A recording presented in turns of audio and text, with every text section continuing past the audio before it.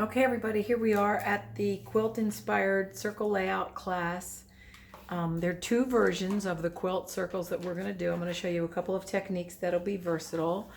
For this class, we need 2 pieces of white cardstock, maybe a third piece if you've got it. Or you can use, I have regular white cardstock. You can also use the insert from your page packs, your paper packs.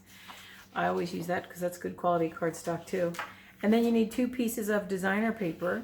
When you're picking your designer paper, make sure you pick, if you love both sides, or you think the sides look good together, because they're ultimately going to be on the pages next to each other. Okay, so we're going to start with one of the designer papers. The white paper is going to be our base, so we're going to put that to the side. All right, so for this class, this first page, we're going to use the medium circle from like a circle cutting system, and we're going to use the red blade on the outside. Now we're going to cut 4 circles, and we want to get as close to the corner as we can without going over the edge. So put your legs in the track. Make sure you're actually still on paper. And then go around. And while you're holding your template, you want to kind of jiggle to make sure you got all the way through and didn't miss a spot before you move your template. Okay, we did it. All right, so now I'm going to move it to another section. Go to another corner. Do the same thing 4 times.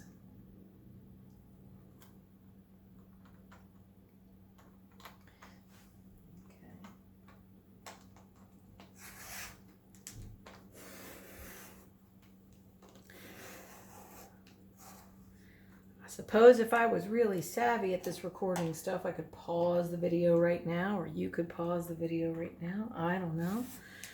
But anyway, we're going to do 4 of these in the corners.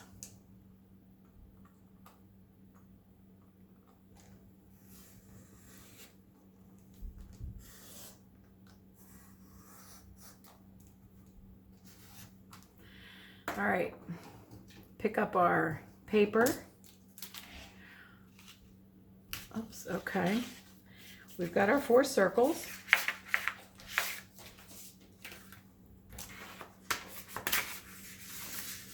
Okay, this middle part, we want to get a 2-inch square out of the middle here. So I'm just going to grab some scissors and fussy cut from the middle.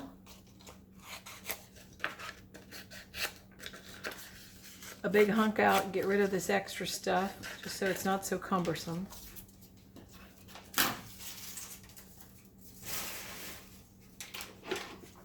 And get my personal trimmer. You could use your 12-inch trimmer.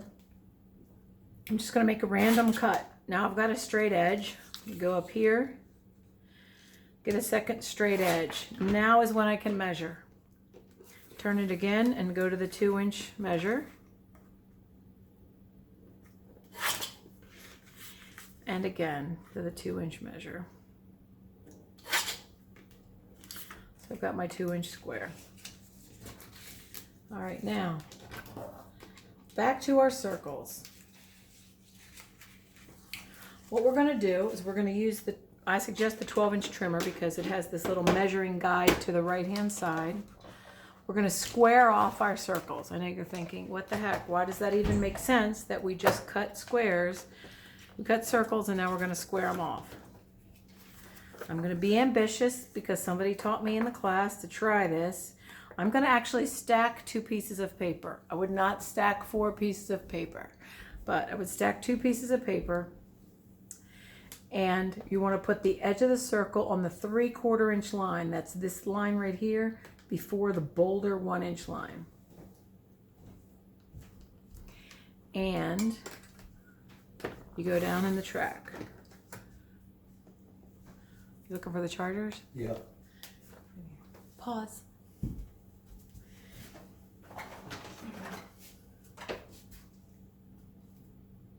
All right.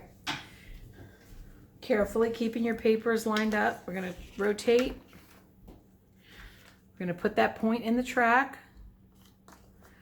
The edge of your circle in the 3/4 inch line, I'm going to scooch them over a little bit and cut. So we're cutting these semicircles or arcs, I guess they are. I'm not even sure what the geometric term is. Somebody will tell me, I'm sure. Make sure you're lining them up. This is a little risky here. And cut. And get your 4th side in the track and cut. There's no need to keep the arcs together with the squares. You can just put them to the side for now. Put our other 2. We're going to do the same thing at the same time. Find our 3/4 inch line. Cut.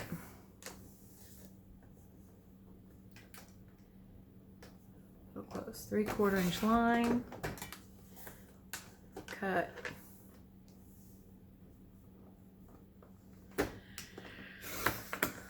Cut. One more time. Then we will officially have our 4 circles made into squares. Okay. Now we're going to reconstruct our circles. Some of you are probably thinking, how tedious is this? We cut circles, made them into squares, now she wants us to reconstruct them, but using the patterns, it gives a really nice effect. So we get one of your white bases. If you want to use another solid, that's fine too. Now you're going to arrange your bases. Don't adhere anything yet because you might want to play with these combos. Maybe you want to use both sides of the paper. And then maybe you want to alternate your arcs. So maybe you have green on this one.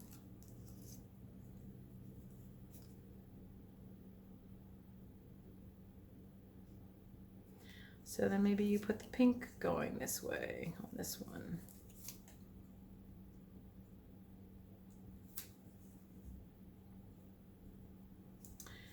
So then I would have the pink going this way.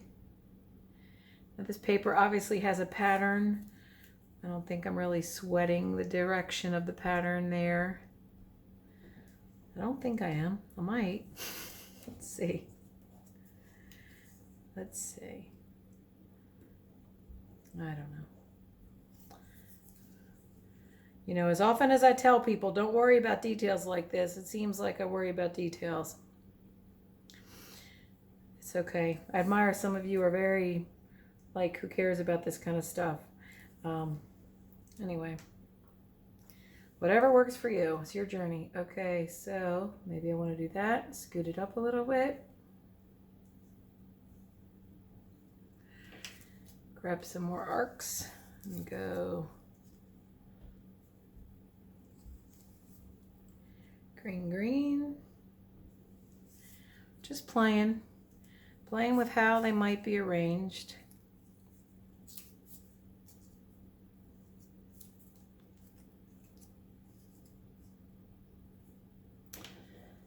So here I kind of alternated, if you can tell, you know, one green going horizontal, one green going vertical, one pink going horizontal, one pink going vertical.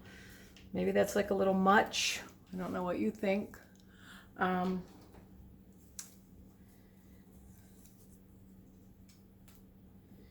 don't know. It's a little out there. But the point is, you don't have to stick anything down until you're sure. And probably need to scoot these out a little bit more. Thankfully, I didn't adhere them because I want to put this little square in the middle and I'm going to rotate it. Add some embellishments. Depending on how I weigh out my papers, I might just put the green like that. I don't know. Now I'm thinking I'm going to turn all these around. So while I'm thinking about turning these around, let me show you what I did with the samples. In order to keep this kind of quilt inspired look, we're going to consider like these are sewn together pieces. So we put the keep like 1/8 of an inch or so in between all the pieces, and then we put a little fine tip pen stitching around. Let me show you on the sample. So once you get your paper arranged, it's optional, of course, but it adds dimension. It adds a little bit more, particularly with the white background. Fine tip stitching around the squares and around the circle for each one, and fine tip stitching around the center. I even saw one amped up where the person went and did fine tip stitching all around the perimeter. So that's up to you. So that's one way to use the custom cutting system in the quilt inspired pattern. I'm going to go ahead and move on to the next inspirational cutting system. This time we're going to add the red blade to the mix with our medium circle. We still need the blue blade, but we're going to use a designer paper. Again, love both sides. We're going to use the medium circle again. And here's a refresher on the cutting system. Some of you haven't probably touched it since 2003, I don't know. But the red blade and the blue blade are different distances from the legs, if you will. And that determines how wide your circle is going to be. Red is the closest, the green is middle, the blue is the furthest. We're going to use these to create a ring. In order to create a ring, you always cut with the furthest away blade first. Then you do the nearest blade. So we're going to do the blue blade on the outside of the template. And then we're going to, without moving the template, we're going to cut with the red blade. So since the blade is a little bit further, we need to give ourselves a little more room to make sure our legs don't go over, our blade doesn't go over the edge. So make sure you get both legs in the track. Start going around. Oops, I might have been a little close to that paper, to the edge.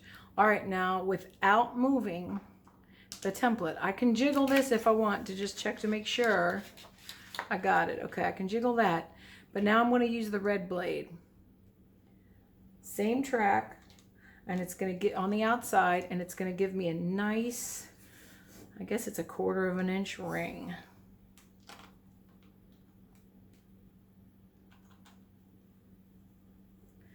I jumped out of the track, so I want to just kind of make sure I went all the way around. Okay, looks like I got my ring. To pop that off. And I got my circle. All right, so we're going to move these over for now.